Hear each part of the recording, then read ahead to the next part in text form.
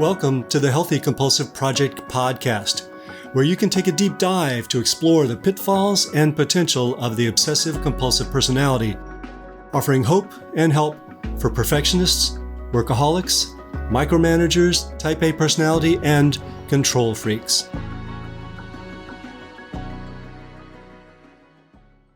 Welcome back to the Healthy Compulsive Project podcast. I'm Gary Trosclair, psychotherapist, Jungian analyst, and author of the Healthy Compulsive book, blog, and podcast. Today we'll be finishing our series on the 4 types of compulsive personality. I believe that understanding this is essential to becoming a healthier compulsive, because it's about knowing how you navigate the world, what you lean on too heavily, and what you neglect. Today I'll be talking about thinker planners, those whose style can lead them to obsess and procrastinate so much that nothing gets done, or prevent terrible misfortunes and create wonderful things we can all enjoy and benefit from. This is episode 23 of the Healthy Compulsive Project podcast. The Compulsive Thinker Planner, Obsessive Procrastinator, or Productive Visionary. This is the last in a series of 4 posts describing in greater detail 4 types of obsessive-compulsive personality. You can have the same basic driven perfectionistic tendency of the obsessive-compulsive personality and end up a thinker-planner rather than a leader-teacher, doer-worker, or server-friend. Here are some of the questions we've been addressing in this series. Which is your type? When is it helpful and when is it not? Do you use these tendencies to approach what you do want, for instance, fulfillment, or just to avoid what you don't want, for instance, anxiety and insecurity? Do you utilize all 4 aspects of the compulsive personality, or have you limited yourself to just one approach? If my descriptions of the 4 types doesn't resonate, identify your own type, your own specific way that you use order and perfectionism to navigate your world. That will enable you to make more conscious decisions about how to live, rather than falling into ruts with an outdated strategy. I'm 12 years old and sitting down for my first Boy Scout meeting. Sam, the Scoutmaster, leads us in a recitation of the Scout Pledge, the most prominent aspect of which is be prepared. My friend Randy, who is admirably snarky for his age, asks, "Just what are we supposed to be prepared for?" "A good scout is prepared for anything and everything," our Scoutmaster answers with the assurance that only someone who hasn't thought it through could muster. "Everything?" Randy asked incredulously. "Yes, that's part of our duty to the troop and our community," Sam says with the confidence that settles that. Clearly, our Scoutmaster had never read Eckhart Tolle's book, The Power of Now, in which we're extolled to live in the present rather than always preparing for the future. I suppose we can't blame the Scoutmaster since it was 30 years before the book would get published, but still. Be prepared as a motto is as unbalanced as a graduate student's checking account. This should probably come as no surprise, since preparation is a deeply ensconced part of North American culture. Yes, it's beneficial, but so is choosing meaning, following through, and savoring the hot dogs with ketchup and mustard that were such a major part of our Scout diet. Yeah, if you look at the rest of the Scout motto, be prepared, is only part of a larger, more rounded prescription, which also includes leadership, hard work, and duty to others. But I'm afraid the lasting message for many still prioritizes looking to the future. Whether it was the Boy Scout motto or just my own way of handling anxiety, preparation has certainly been one of my own ways of navigating the world, though not my primary way. For example, always carrying at least 2 maps, far too much water, and a first aid kit when hiking has had its practical benefits. I've never been lost, well, at least for long. I've never died of thirst, and I've never had to use the first aid kit because that's just how it works. Whatever you're prepared for never happens. But I have had to learn that there will always be unknown unknowns that I can't prepare for, except by cultivating confidence that I can handle just about whatever comes my way. For some of my fellow Scouts, be prepared was meaningless incantation they needed to go through just to get to the hot dogs. But for those like me, born with a meticulous nature, it's probably magnified compulsive aspects of our personalities, adding cultural weight and approbation where, clearly, no additional weight was needed. Thinker-planners have the capacity to use thinking and planning to bring about what they do want and to avoid what they don't want. They envision perfect scenarios that everyone can benefit from, and they lean heavily on thinking to make them happen. However, humans do not live by thinking alone.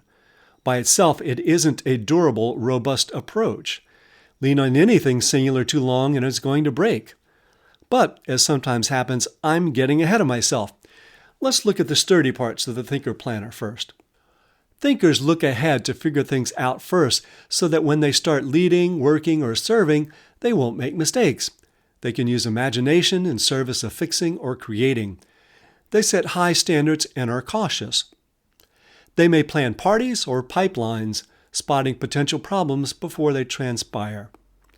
Thinker-planners can map out how to get their 3 kids up, clothed, fed, and inspired despite an entire week of distractions, intrusions, and routine-destroying events such as car breakdowns, basement floods, and visits from the poop fairy.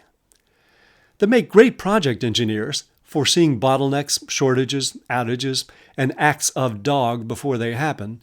And, used craftily, the thinker-planner personality can slow down enough to imagine, proactively, what their partner will need from them when they return home exhausted from another day of saving the world from its demise. But caution can freeze progress in its tracks, imprison it, and starve it of fulfillment. Caution is their way of trying to control and perfect everything. In moderate doses, it's adaptive. In overdoses, it's maladaptive and paralyzing. Nothing leaves the head, and nothing enters it either. Thinker-planners obsess, that is, they think more than they compulse, that is, do. They also think more than they allow themselves to feel. Obsessing is an attempt to think ourselves out of an uncomfortable feeling. It rarely works.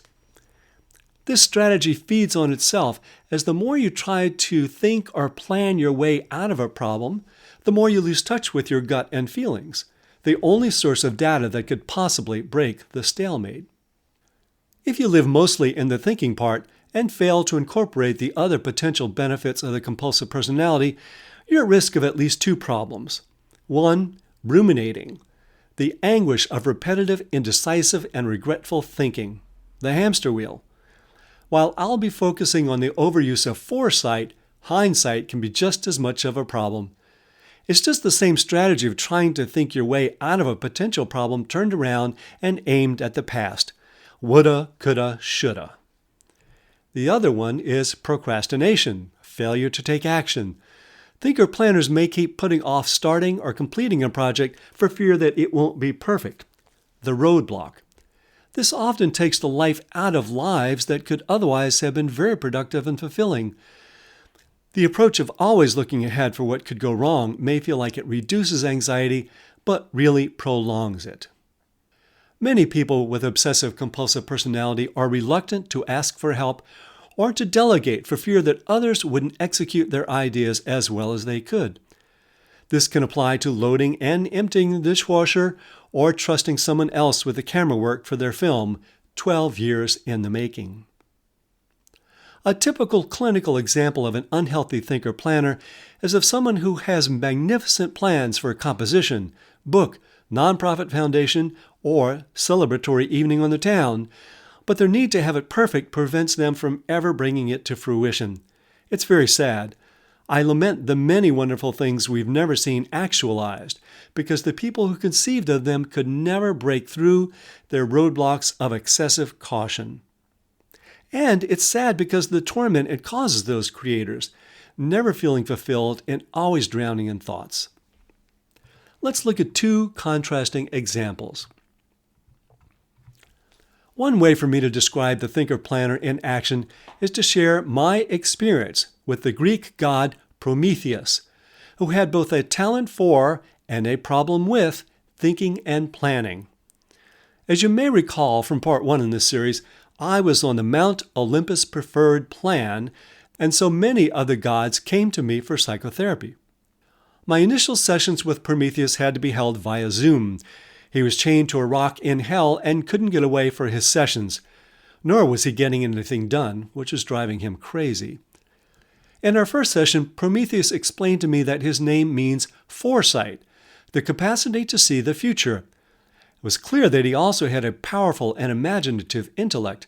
He created humans, cultivated civilization, and used fire as a craftsman. He's the kind of God you want to have on your side, and you probably do, for better or worse. It also became clear in our first session that Prometheus had a fatal flaw. He liked to maintain control, just a little, as he put it. More like complete control, though, really. He was stubborn and uncooperative. He disobeyed Zeus and the other gods and cheated them in favor of humans. That might sound like a noble thing to you, but if you think about it psychologically, you might think about it differently. The Greek gods are personifications of unconscious parts of our personality, such as power, that is Zeus, and love, Eros, along with all of their strengths and weaknesses.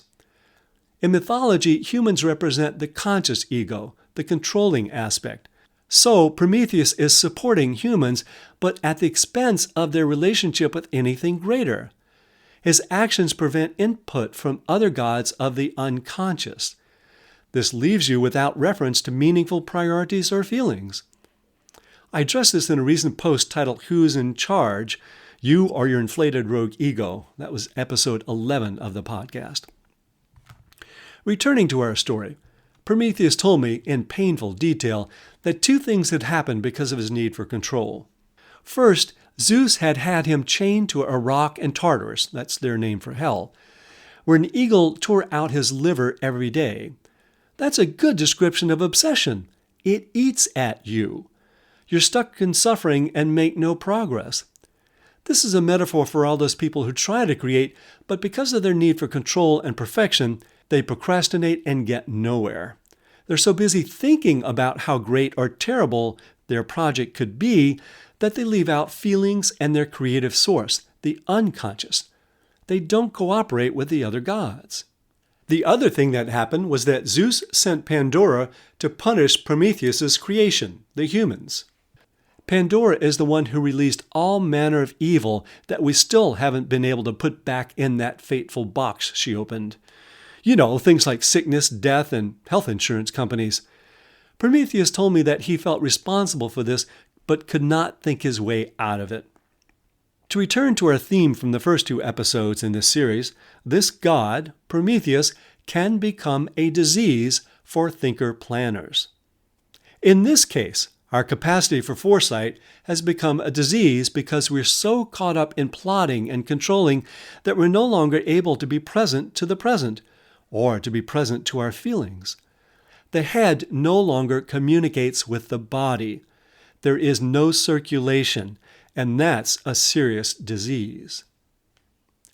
In our sessions, Prometheus did eventually learn to let go of some control and cooperate with the other gods, rather than push back against them. He also shared his gift of foresight with them. For this, he was freed from that rock in hell and was able to get back to work coaching humans in how to be civilized. How does this translate into our practical lives? Our capacity to think ahead needs to work in harmony with other aspects of our psyche, aspects such as leadership, work, and relationships. It means not trying to figure things out in isolation, with just a head and not the soul. It also means learning to be present in the present, rather than always focusing on being prepared for the future. As a contrasting example, I'll turn to one of my favorite thinker-planners, the endearing and exasperating character Chidi from the television series The Good Place. I'll describe him because his motivation, at least on the surface, was different from that of Prometheus, and he'll give us a more diverse picture of what the thinker-planner can look like. Chidi is the archetypal good boy and is obsessed with controlling himself rather than the outer world. He's a professor of ethics and morals so bogged down by wanting to do the right thing that he can't do anything.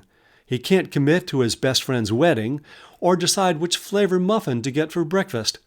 His girlfriend leaves him because he's so indecisive. He's over-conscientious.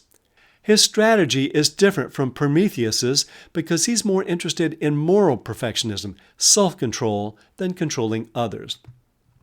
Chidi is always trying to perfect his behavior and, as a result, is unable to live fully in the present or to be fully present to his feelings. Imagine that your eyes have become stuck, focused on an object 100 yards away. You're no longer aware of where you are, what you feel, or when it's time for some good canoodling. He suffers from a disorder called directional insanity. He doesn't really know where he's going. Once he got lost on an escalator. Life is one big out-of-body experience in the worst possible way for Chidi, always wondering what the future effects of his behavior on the world would be, and unable to decide whether he wants the blueberry or cranberry muffin. He ends up in the bad place because his attempts to be virtuous actually cause suffering to others. Over the course of the series, Chidi is able to enlist his skills in productive ways for his community and in learning to be more balanced. And, in the end, he's able to make the ultimate decision about life, to learn direction rather than go around eternally in circles. If any of this feels familiar to you and you want to change, you'll need to value action, completion, and decisiveness over control and perfect decisions. A basic rule of thumb about obsessing is to ask what feeling you're trying to avoid. The feelings that I have observed clients avoiding most often are fear and shame at not being able to control a situation and not being perfect. These are very disturbing feelings for people with obsessive-compulsive personality, but our best strategy is to sit side by side with those feelings of shame, expose ourselves to our fears, and accept imperfection as proof of our human condition. You can't think your way out. Try these tools instead. Break plans down into smaller steps. Celebrate the little victories. Don't let the perfect be the enemy of the realized. Cultivate respect for good enough. Keep in mind your priorities, proving your worth or being healthy and fulfilled. Practice listening to and with your body. Move your center of gravity from your head to your gut. Improve circulation with the other parts of your psyche. Finally, incorporate other potentially beneficial aspects of the obsessive-compulsive personality. Life is to be celebrated and savored, not calibrated and fixed. For a systematic guide to optimizing your driven personality, read my book, The Healthy Compulsive, Healing Obsessive-Compulsive Personality Disorder, and Taking the Wheel of the Driven Personality. You can find transcripts of this podcast with links to research sources and lots more at the Healthy Compulsive blog, www.thehealthycompulsive.com.